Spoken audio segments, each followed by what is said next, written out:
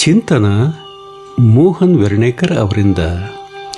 ಅಡ್ಡಗೋಡೆಯ ಮೇಲೆ ದೀಪವಿಟ್ಟಂತೆ ಎನ್ನುವ ಗಾದೆ ಮಾತನ್ನು ಅನೇಕರು ಬಳಸುವುದನ್ನು ಕೇಳುತ್ತೇವೆ.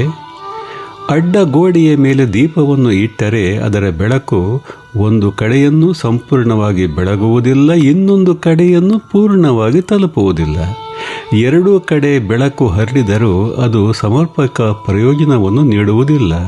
ಅದಕ್ಕಾಗಿಯೇ ಅಡ್ಡಗೋಡೆ ಮೇಲೆ ದೀಪವಿಟ್ಟಂತೆ ಎಂಬ ಗಾದೆಯನ್ನು ಯಾರಿಗೂ ಪೂರ್ಣ ಉಪಯೋಗವಾಗದ, ಯಾರಿಗೂ ನ್ಯಾಯ ಒದಗಿಸದ ಪರಿಸ್ಥಿತಿಗೆ ಬಳಸುತ್ತಾರೆ. ಅಡ್ಡಗೋಡೆ ಎಂದರೆ ಅದು ದ್ವಂದ್ವ ಮನಸ್ಥಿತಿ, ಯಾವುದರ ಪರವೂ ದೃಢವಾಗಿ ನಿಲ್ಲದ ಮನೋಭಾವ. ಅಂದರೆ ಯಾವುದೇ ನಿರ್ದಿಷ್ಟ ಇಲ್ಲದಿರುವಿಕೆಯನ್ನು ಈ ಗಾದೆಗೆ ಹೋಲಿಸಲಾಗುತ್ತದೆ. ಜೀವನದಲ್ಲಿ ಎಲ್ಲರನ್ನೂ ಮೆಚ್ಚಿಸಲು, ಎಲ್ಲರಿಗೂ ಹೊಂದಿಕೊಳ್ಳಲು ಅಥವಾ ಯಾವುದೇ ವಿಷಯದಲ್ಲಿ ಸ್ಪಷ್ಟ ನಿಲುವು ತಾಳದೆ ಮಧ್ಯಸ್ಥಿಕೆಯಲ್ಲೇ ಉಳಿಯಲು ಪ್ರಯತ್ನಿಸುವವರು ಕೊನೆಯಲ್ಲಿ ಯಾರ ವಿಶ್ವಾಸವನ್ನು ಸಂಪೂರ್ಣವಾಗಿ ಗಳಿಸಲಾರರು. ಕೆಲವೊಮ್ಮೆ ನಮ್ಮ ನಿರ್ಧಾರಗಳು ದೃಢವಾಗಿರದೆ ಅತ್ತವೂ ಇಲ್ಲ ಇತ್ತವೂ ಅಲ್ಲ ಎಂಬಂತಾದರೆ ಅದರ ಪ್ರಯೋಜನ ಯಾರಿಗೂ ಆಗುವುದಿಲ್ಲ. ಅಂತಹ ಸ್ಥಿತಿಯೇ ಅಡ್ಡಗೋಡೆ ಮೇಲೆ ದೀಪವಿಟ್ಟಂತೆ.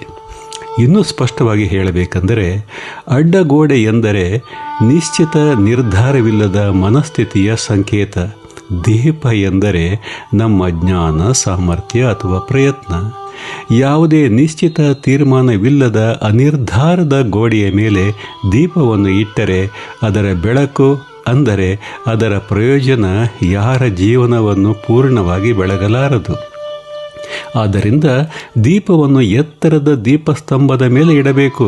ಆಗ ಮಾತ್ರವೇ ಬೆಳಕಿಗೆ ಒಂದು ದಿಕ್ಕು ಸಿಗುತ್ತದೆ. ಹಾಗೆಯೇ ನಮ್ಮ ನಿರ್ಧಾರ ಮತ್ತು ವ್ಯಕ್ತಿತ್ವಕ್ಕೂ ಸ್ಪಷ್ಟ ದಿಕ್ಕು ಹಾಗೂ ದೃಢ ನೆಲೆ ಇರಬೇಕು. ಪ್ರತಿಯೊಂದು ಕಾರ್ಯಕ್ಕೂ ಸ್ಪಷ್ಟ ಉದ್ದೇಶ, ಸರಿಯಾದ ದಿಕ್ಕು ಮತ್ತು ದೃಢ ನಿರ್ಧಾರ ಅಗತ್ಯ. ಎಲ್ಲರನ್ನೂ ತೃಪ್ತಪಡಿಸುವ ಪ್ರಯತ್ನಕ್ಕಿಂತ ನ್ಯಾಯ ಮತ್ತು ವಿವೇಕದ ಆಧಾರದ ಮೇಲೆ ತೆಗೆದುಕೊಳ್ಳುವ ನಿರ್ಧಾರವೇ ಹೆಚ್ಚು ಫಲಪ್ರದ.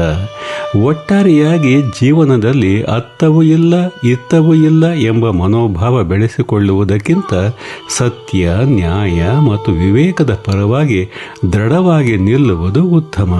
ಏಕೆಂದರೆ ಸ್ಪಷ್ಟತೆ ಇಲ್ಲದ ಬದುಕು ಮತ್ತು ದೃಢತೆ ಇಲ್ಲದ ನಿರ್ಧಾರಗಳು ಕೊನೆಗೆ ಅಡ್ಡಗೋಡೆ ಮೇಲೆ ದೀಪ ಇಟ್ಟಂತೆ ಯಾರಿಗೂ ಪೂರ್ಣ ಪ್ರಯೋಜನ ನೀಡುವುದಿಲ್ಲ. ಆದ್ದರಿಂದ ನಮ್ಮ ಯಾವುದೇ ನಿರ್ಧಾರ, ತೀರ್ಮಾನ ಅಥವಾ ಅಭಿಪ್ರಾಯ ಅಡ್ಡಗೋಡೆಯ ಮೇಲೆ ದೀಪ ಇಟ್ಟಂತೆ ಇರುವುದು ಬೇಡ.